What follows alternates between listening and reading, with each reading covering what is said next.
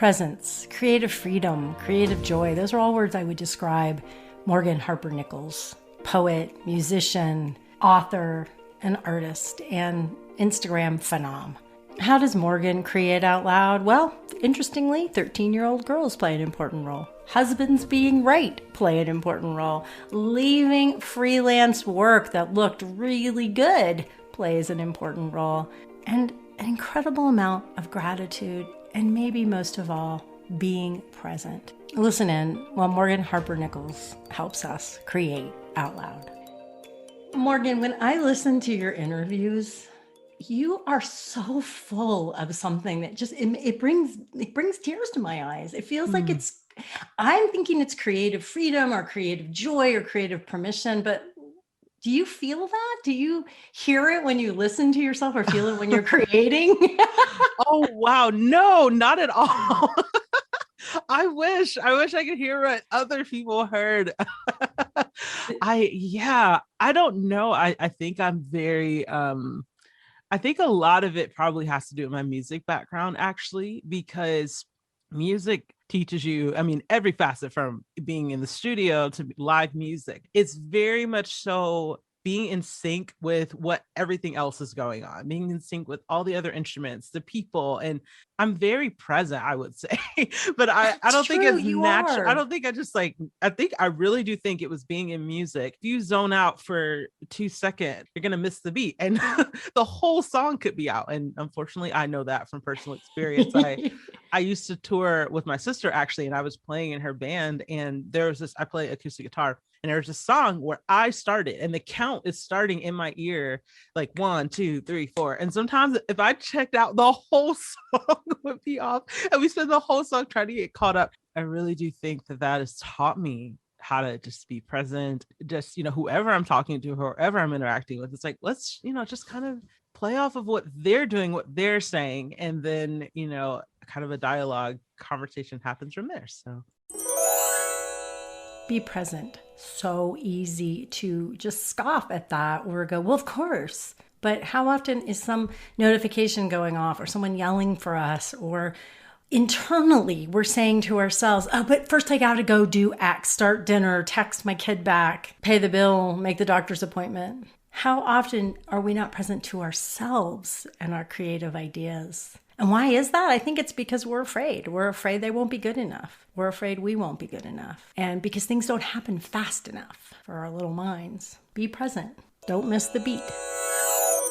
That's it. It's present. And the other thing I find fascinating about what you just said is it came out of a discipline that you practiced and learned from a very young age and then performed. So I just want to back up for a second, because you also tell this great story about getting your first adult job, and you're a college admissions counselor at the college you went to. And this is it. You're going to adult and you're going to get a salary. I remember that moment for myself. And then everything changes. And can you take us into that moment? And was it scary? And then how did it lead to you becoming a musical performer? Yeah. So I grew up in a very creative family. My parents are also, we're also ministers. So a lot of their creativity was kind of in that context. Like, yeah, my dad would preach, but he also played drums. And my mom, same thing. Like, she would preach, and she'd also was an interior designer and would like paint murals. And it was very just integrated into their lives. They never had like, at least while I was a kid, they didn't have any like career of like, I'm an artist or musician type thing, but it was just kind of integrated into their lives. So I think that was kind of how I assumed creativity would be for me. I'm just like, okay, it'll show up when it shows up, but I probably should get a regular job. And and the interesting thing is that my mom, very specifically, I remember I was already registered. I think I even had a roommate at this point. And my mom was like, you don't have to go to college, right? Society makes it seem like you have to, but you don't have to if you don't want to. I was like, no, I want to go. I'm going to be a responsible adult and I'm going to go. I didn't get I think a lot of people get from their parents of like exact opposite, right? You better go. You better figure out how you're going to take care of yourself. That creativity you can do on Saturday afternoons. Exactly. My mom especially, she was just more vocal, but my dad, they're all both on the same page. We're like, yeah, you don't have to do that. Like, you have gifts. You can be creative, be an artist, be a musician.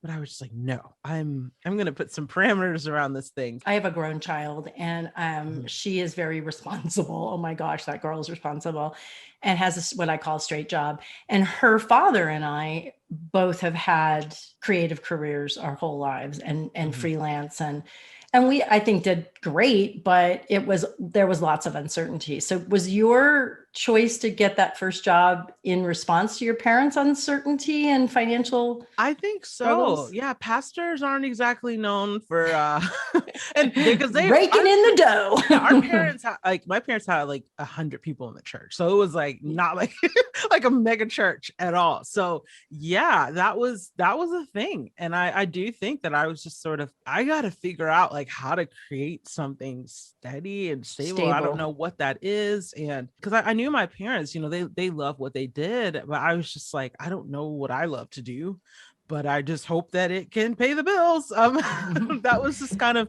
my mindset around it. But So then yeah. the job that you got, they moved and you didn't Yeah. want to go or couldn't go. So then what was that moment like? Was that really Yes. frightening? Oh my goodness. Yeah. So I graduated and I did manage to get a job right out of college, which at the time I graduated, that was special because I graduated and it was 2010. And that was when a lot of millennials were really struggling to find work. And I had an English degree and I got a job and I was so excited. And it was at the university that I graduated from. After about a year of working there, the campus was expanding and my particular position was moving across the state. I could not afford to move with it. I was an entry-level employee. I got married and we had just bought a house. I remember very clearly, like, my coworkers like, oh yeah, we're selling our house and we're going to buy a new house, like out there at the new location. And I was just like, we just got a house. Like, we spent all, like, every dollar we had. It's like, we don't got a house. We can't buy a new house. My husband was still in school at the time and working in retail. So we just decided, we're like, well, we got to figure something else out. And at that exact time that was happening, my sister, who was still in college also, had started touring and doing music.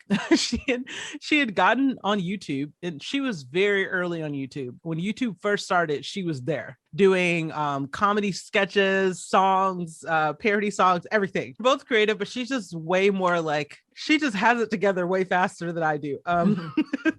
So she was doing all this stuff, and that led her to getting booked on conferences. And she was like 18, 19 years old. I actually just ended up going on the road with her. And then my husband actually did too. So he became her tour manager. And I started to just do various things on the road, whether I was playing in her band or I don't know, all kinds of stuff. And then that ended up, that was how I ended up in the music industry. I don't know how other people get into the music industry. I was just hanging out with my sister.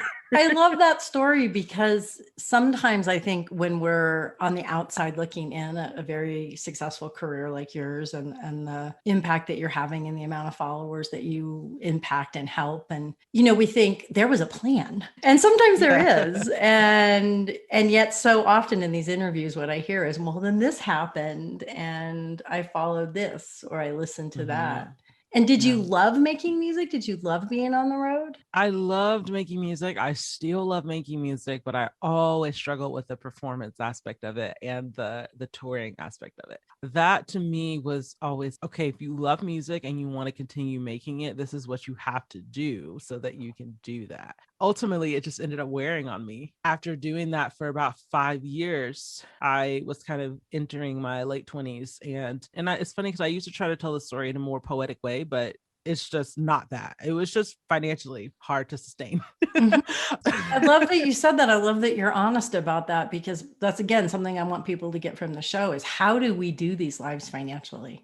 Yeah. And so often that's obscured, dance around the questions of how are you actually paying the bills, and to say, both, this wasn't sustainable for me from the kind of person I am and the kind of way I want to live my life, but also it's not sustainable financially. So then that puts you kind of back in the same pickle. What happened then?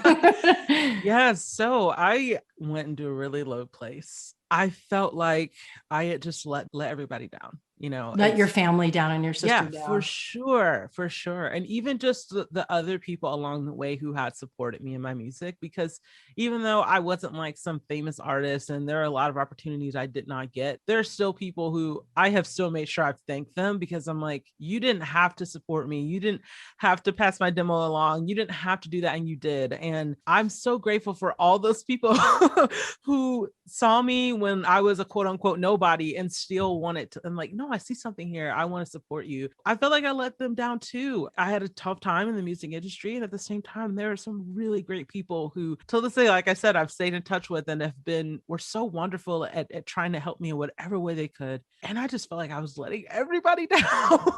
Like anyone who had ever supported me, just letting myself down, because wow, I wasn't trying to have a creative career. And then I did the brave thing. I did the courageous thing. Right. You did the thing that everybody. Yeah. Who wouldn't want to go on tour for years? And I ended up getting a record deal, getting a songwriting deal, all these things, which sound so glamorous and amazing. And I have nothing to show for it because I don't like the spotlight. I was okay with like not being famous. I was like, if that happens, it happens. I mean, I don't say this to be weird or whatever, but like I've been around enough famous people to know I'm like, yeah, I don't have the energy level for that. Right. Whoa. I don't know how you do it.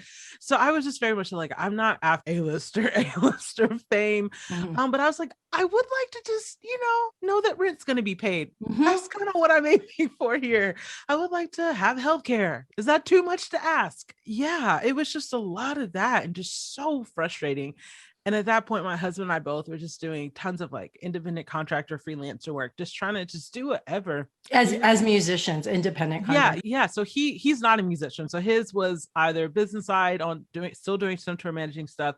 And he also has like a construction background. So he knows how to do that too. At one point, I because just along the way, I learned the Adobe Suite, Photoshop, Illustrator, and all those things. And I was on the website Fiverr.com designing logos for $5. And wow. Those people know how lucky they are to have that logo now.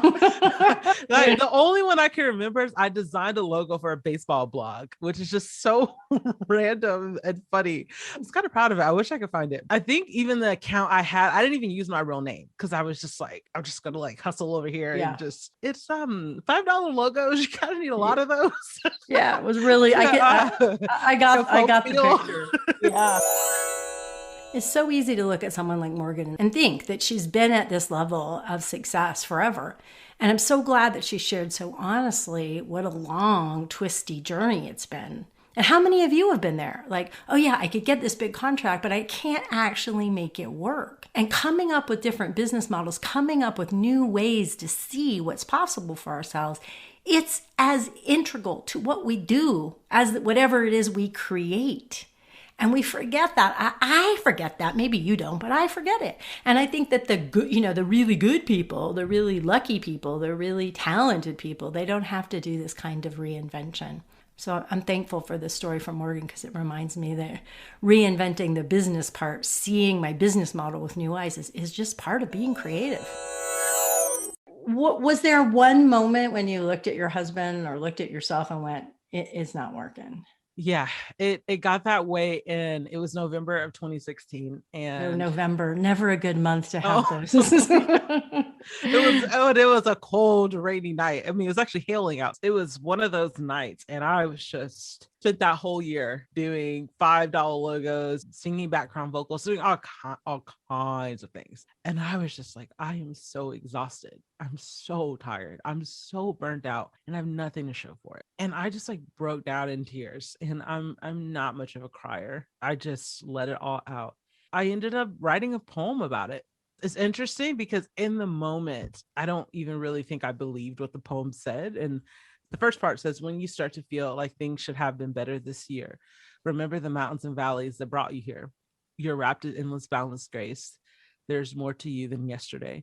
I hadn't written a poem in years. It was just such a moment of like, I'm not even sure if I really believe that yet, but it just felt like it had to come out. It just felt like those are the words that just had to come out. I took a picture of it and then I put it on Pinterest. I was going to put it on Instagram, but I was just like, I don't know, too many people are going to see it there. And at the time I was just using Pinterest for personal use. I uploaded it on Pinterest, and then it was that following January that I ended up finding out that it had been repinned over 100,000 times. And that was the moment where, yeah, that kind of changed everything. Yeah. What is it about though? Because so many of us could have that moment and panic, have that moment and go, well, what does that mean? What was it about your insight into that moment that made you go, oh, here's something I can start to build? Oh, yes, I can. So what you just said, that's what happened. My first reaction was, okay, things go viral all the time. Like, and they mean nothing. Yeah, right? exactly. Yeah. It's like, what does that even mean? Okay. I really didn't take it as like a sign of like, oh my gosh, do something with this. And I think probably because I had maybe not viral moments, but I had enough moments like that already in music where it was like, you have something really exciting happen. Like I got to sing on stage at like the Grand Ole Opry in Nashville. And it's like these cool That's a big things. And deal. it's like, whoa, but it's not like a trajectory. Wow, I did that. And that was it. So I think there was definitely some of that skepticism there of just like, okay, what does that even mean? What broke me out of it though was I started to read the Instagram DMs from people who had found that poem.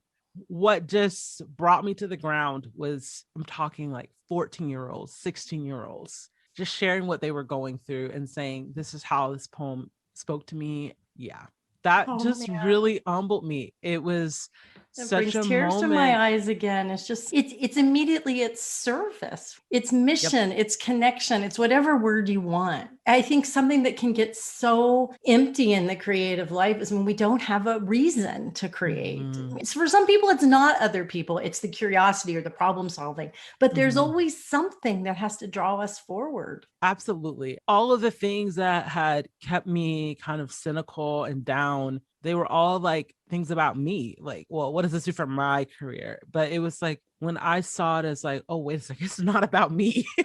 Like, this is not about me. That changed everything. And I think that the fact that it was a lot of like young teenage girls sharing this with me. All this time, I've been trying to make music or make art that can be either seen or respected by my peers or people that I look up to. I've never really talked about this much. And I think that there may have been some subtle things there too.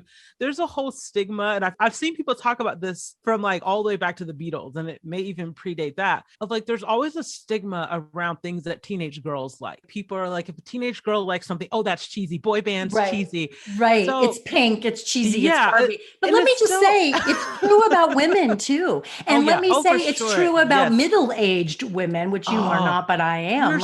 You're so right. I think it is. We are not broad. Cool anymore.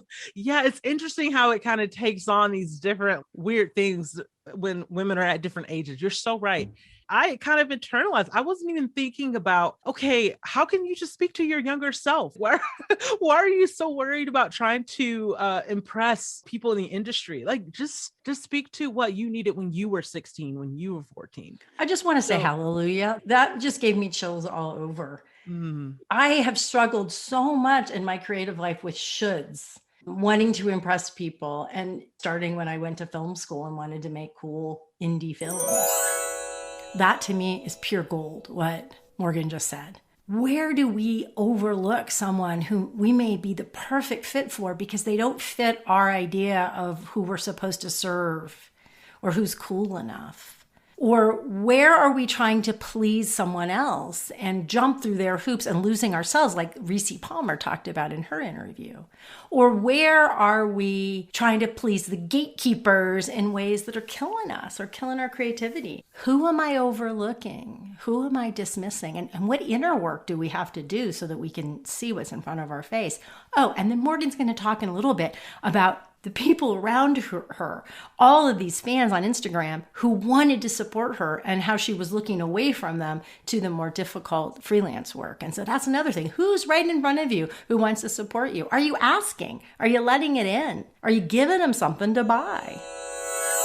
So, wow. So was it hard for you then to just go, these are my people? Did you feel like uncool doing it? Or were you, yes, I'm embracing this? I feel like I have the perfect story for that really just sort of like how I just kind of owned it and leaned into it. So what I started doing was in 2017, I started just because I was noticing that when I was getting these DMs, I was like, whatever this is, like, this is what is inspiring me to create in a way that I haven't been inspired in years because I had just become kind of jaded, honestly, and just tired and cynical. And you're out there producing. Yeah. And sometimes it's more than you can actually bring out of your heart and soul. Yeah, exactly. So you're right. And I was just so drained. And for whatever reason, when I'm talking one-on-one with people, which honestly, it was actually similar to the times where I had been on tour, and after a show, if I got to talk to someone one-on-one, I was like, those moments are so special to me. And that's what inspires me. What I started doing in 2017, I literally just started making artwork in response to DMs. So I just respond with poetry and art. I started doing that. And it was interesting because I remember one time this guy on Twitter, which I feel like you start a story of like this guy on Twitter. It's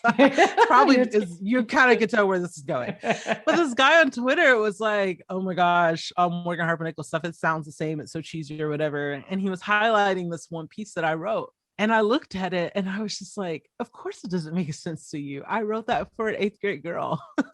I was like, you're like a 40-year-old dude. Yeah, this isn't for you. It's literally not for you.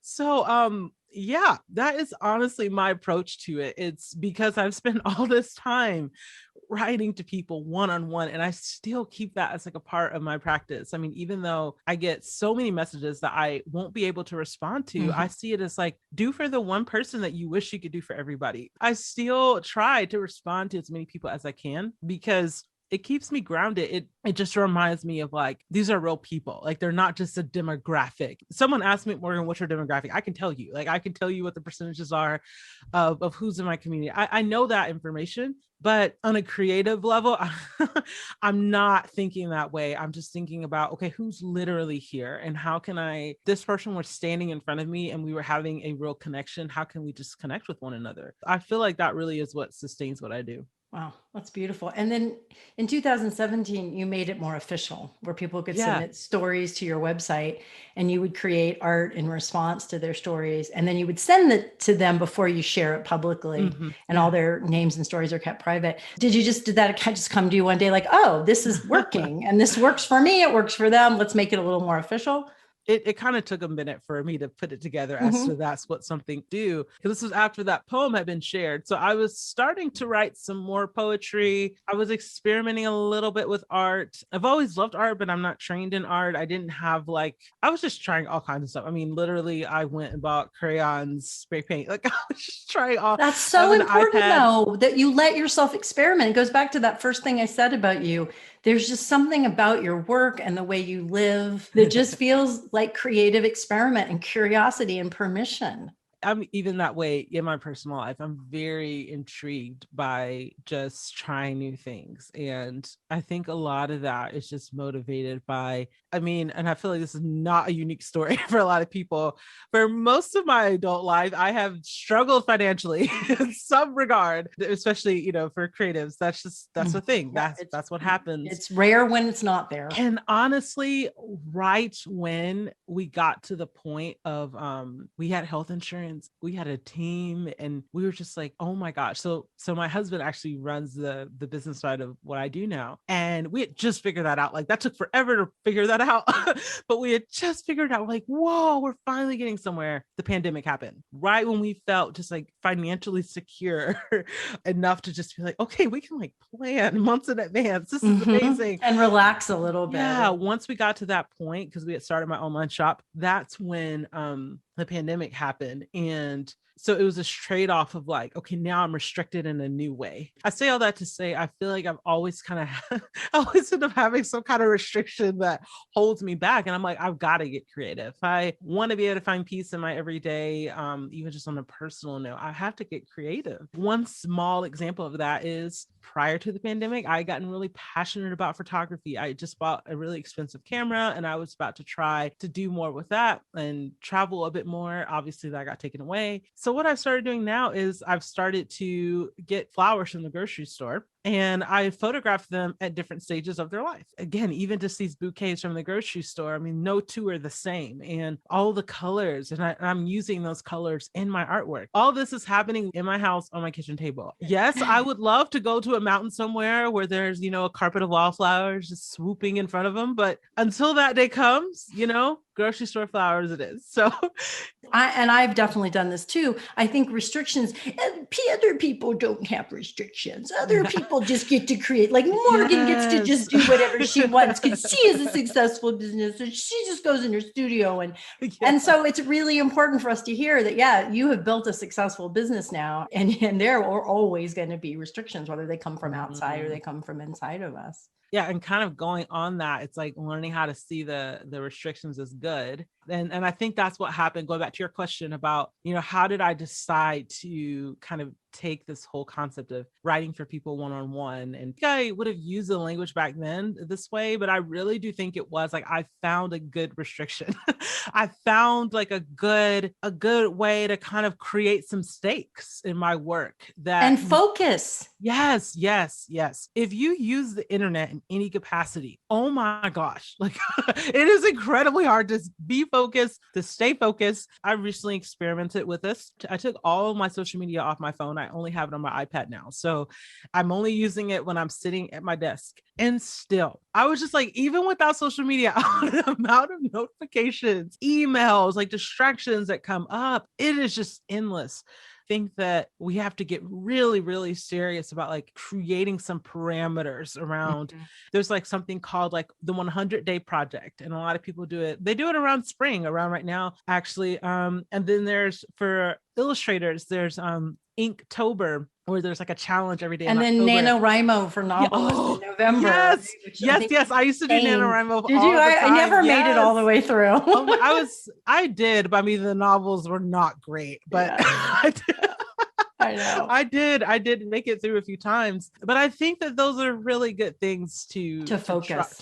Just maybe if you've never done that before. And then I think the really good thing that can happen from that is you create your own. And I think that that's what I did. Okay, I'm going to challenge myself to make something for one person at a time. At the time I decided to go public with that, I think I had somewhere between 10 and 15,000 followers on Instagram. And how many do you have now, my friend? Over 1 million, 1.6 million, I think. 1.6 million. I was a latecomer for quote unquote Instagram fame. I mean, 2017, that was 7 years into Instagram. We were already at that point, we were already talking about algorithm and when the feed changed from being chronological. Right. That was already happening in 2017. Yeah. And I say that to say, because I had a realization. I was like, even if I decided that I was going to make something for every single one of my followers, this would take me a lifetime. That's 10,000 people. That's 10,000 people. I said, that's what I'm going to do. One person at a time. Oh, as creative people, we get so overwhelmed and then we don't do anything and we don't create out loud. And you gave me such a experience of what it would be like to choose something and just be like, yes, that's it. That's it. Yeah. And I think it's a huge part of it is it's realizing, this actually kind of ties into the business part as well for me. And it's so hard for creatives. It's so hard for me. It's hard for you to even say this because I'm like, no, I don't want it to be true. You have to decide, like, I'm not going to be able to get to that other thing or that other thing. You like, do. It's like, I have so many ideas, but that one's just going to have to wait. I might get back to that later. Or I might not. I don't know. If I want to do this work, I've got to just pick one thing. And or pick up, a couple of things. It's so hard. I've done that this year already. There were some things that I wanted to do this year. And I'm just like, I don't think I have the capacity for it. And I'm really passionate about it. I'm like, it's going to have to wait till 2022, or I'm just going to have to look at that later. And it's so hard. It is so hard. I'm having a little panic attack listening to you. That. I hate saying, I really do. Because I have a lot of ideas. Like, I've recently gotten into animation and motion graphics, and there's so much that I want to do there. And I'm just like, oh, I can't do it right now. I have to wait. I have to wait. And that actually ties into the business, because for years, my understanding of kind of creative business, unless you were just like, overnight success and you just made millions of dollars somehow, I was like, well, freelance work, that's the way you go. That was sort of my approach. I was just like freelance, freelance, freelance. And then in 2019, I got a really big freelancing opportunity. It could pay rent for 2 months. And we were like, oh my gosh, like my husband and I were like, this is it, we'll do this. And then we learned about this concept called net 90. That means you get paid in 90 days. Right. And I did not have enough freelance work to kind of feel every gap. I could budget for 30 days. But 90 days, I was like, whoa, I was really bummed. I still do freelance, like collaborative work with brands and things.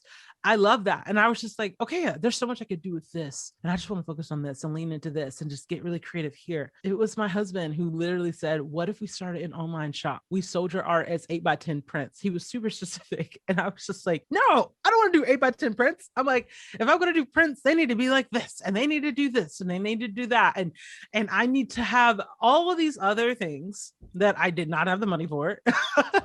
And I was very resistant to it, because kind of maybe see myself as an artist. And I was like, oh, there's things I can do and I want to do it this way. So I had to let that go. And I was just like, okay, very grudgingly, I was like, all right, we'll just try it. I sent him the art files, and he printed, I think, maybe like 100 prints. I mean, it was not a large number. Posted about them on my Instagram, and they sold out immediately.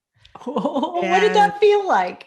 Humbling. Humbling? How come humbling? Yeah, because I was so... Because he was right and you were yes, wrong. because he's not... Yes. Oh my gosh. It was so it. I'm like, this is my work. I know what to do with it. You don't know. Like, oh my God, that's do great. your thing. You don't know you don't know how this works. He doesn't even use Instagram. Like he has one, but he's so not in this world. He talks about social media like someone who is like 95 years old. And I'm not saying that to be like ageist or anything. I'm just like, he's like a millennial. I'm like, we grew up with this stuff together. We're the exact same age. But he is not invested in it at all. How could he be the one? There's something there about, for me, let me just see if this works for you. There's something about the freelance life, the freelance mindset and the creative entrepreneur mindset. Mm-hmm. And I know that when the first 15 years of my career, it was get a book deal, it was get media attention, it was get speaking gigs. I very much that sort of freelance, hire me in, buy my books, but buy my books because all these other people paid attention to me. And I got so tired of having to be chosen that I wanted to choose myself and create a business that I knew I could pay my bills from. It was a real mindset shift. Did that happen for you? Oh my gosh. Once the store absolutely. was open, once the husband was right. Yes, absolutely. It was such a moment of, wow. Okay. Like you said, there is that whole other thing that you just talked about, like the PR, the deals, all that. At the same time, it can also just be so simple. It's just like, there's people out there who they say, I like what you do. And some of those people have the financial means to support. Mm-hmm. And whether it's $10 or like the shocking thing is that people were buying like multiple prints. So like, I'm buying one for all my friends. And I'm just like, what? Why? But thank you. And there were just so many comments of like, I just want to support you. I just want to support you. And I think it's very hard for artists to kind of remember that, because a lot of the language that you do here and a lot of what you see is kind of like you said, it's kind of more in that being chosen, like that's where you're going to get the support. You know, when you get that article or when you get that feature or when you get that deal, okay, yeah, that can happen and that's special. But what actually ended up sustaining what I do is just really focusing on how can I serve the people who are already saying, we already like you, you know, we already like this. And it's like, yeah, they may not be a journalist or a big magazine, or they may not be an acquisition editor. They're someone who says, hey, I want to support you, whether it's sharing this with a friend, reposting it, or buying something from you. I spend most of my time there. And, you know, thankfully at this point, I have had the opportunity to sign a book deal. And yes, you have a new book. Is it out or is it just about to come out? It comes out April 27th. So okay. yes, it comes out next month. And I'm super excited about it. It's just so cool that those things get to happen. And at the same time, though, I'm just so glad that I had that moment of realization of, okay, it can also just be so simple. You can also figure this thing out without that. And that just gives me a lot of courage to continue. That is still sort of like the main way that we approach everything that we do. I mean, just this morning before this call, we were just talking about some new products that we're launching in about a month or so. I was just very specific. I'm like, I want to share it this way because I know that people like this about it, because this is what people said last year. The feedback we got last year said this. It's all very much so based on what the people say. It's led to some really cool opportunities. I mean, I've had moments where I've been able to see my design on a shirt on a television show. Oh, I saw that on your Instagram. Something that Jennifer Love Hewitt wearing my design. And I'm looking at that and I'm like, I literally made that with one person in mind. I was like, I literally made that I didn't know it was going to be Jennifer Love Hewitt wearing it. So I didn't make it with her in mind. I made it with someone else in mind. But that's the beautiful thing about it, is that it ends up connecting with other people in other different ways, and a million different ways that can go. So I know one of the questions people are going to have right now is, how are you balancing the business and what products to make and being on Instagram and being so public on Instagram? I mean, you came out not too long ago to talk about being diagnosed as autistic, and got 4,000 plus comments. And I just had a vulnerability hangover for you. Can I say? Oh my gosh. Yeah. That is the phrase. How do you balance that? Like, can you just take us into, not maybe a little bit of the day, what the day looks like? And you have a young child. I do. A son. I have a lot of help. Over the past 3 weeks ago, maybe about a month ago now, so we have someone on our team who, her name's Sydney, and she does marketing and social media stuff. There's so much that goes into that. I mean, she's in mailing lists, Facebook, like there's so much. I had been primarily responsible for posting on my TikTok, my Instagram, and my Twitter, mostly those three. And I realized that I was like, I think I need help with this. So just over the past month, I've actually started to send that to her. And I had a hard time even asking her to do that, because I was like, she already has so much on her plate. Like, I don't want to add to it. She actually is way faster at it than me because she's more focused in that. And also I'm way more critical of my own work. So there's so many times where I'll go to share something and then I'm like, oh, I don't like that crop. Let me go back and change it. And I'll spend 20 minutes on some little detail that I could have just left alone. Right. So she's speeding those things up for you. Yeah. So you're out of the process. Yeah. So having someone who I know is waiting to share, like, hey, I'm waiting to post this, that really kind of puts the pressure on me, like, okay, get rid of the perfectionism and send it off. And then from there, I mostly now am engaging on social media from either my computer or my tablet, mostly my computer, actually. So you can't post to Instagram directly from your computer, but you can respond to comments and DMs. It's so much easier. Yes, so much easier. And I just find it less kind of all consuming, if that makes sense. Like, I feel like sometimes just the way specifically Instagram comment structure is set up, and on the phone, it kind of just feels so, like, I don't know how to explain it. It just feels so crowded, small. Yeah. It's hard to kind of just, for me to be there, like, in the best way that I can. For me, I'm able to kind of sit here in my computer and say, okay, I'm going to open up the Instagram tab and I'm just going to respond. Sydney posted that post an hour ago. I'm going to go just respond to like 3 people or 5 people. And then I got to go do something else.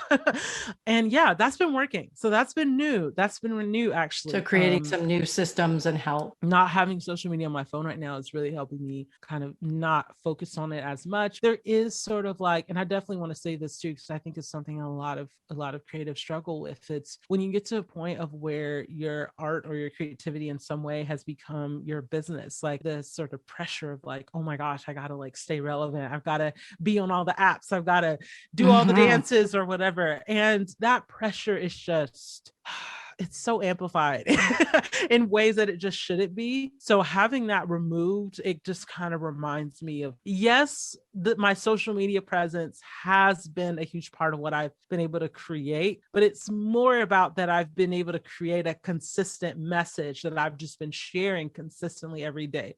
It's not because I've kept up with every trend or I've been the earliest to every app. Like I said, I was not early on Instagram. I wasn't early on any of these apps.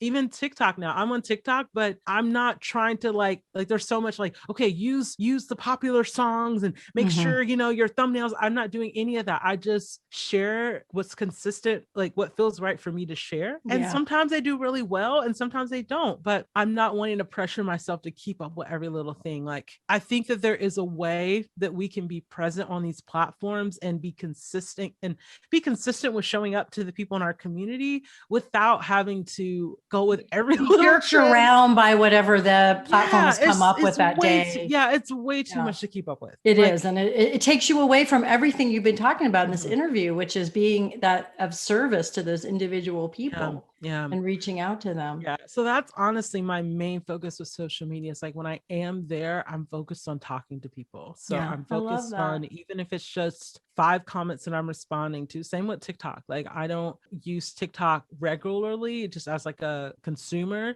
but when I am on there, I just go right to my latest post and I go right to the comment section and I'm just like, let me just see what people are actually saying. And then that kind of gives me feedback on, what I continue to create. So it becomes a channeled feedback loop. How much time a week do you spend in the studio creating, without interruption? Yeah, I typically wake up pretty early. I have a 21-month old. Baby. And that sleep schedule changes a lot. It's but I have found that, okay, well, I'm ending up being awake early in the morning.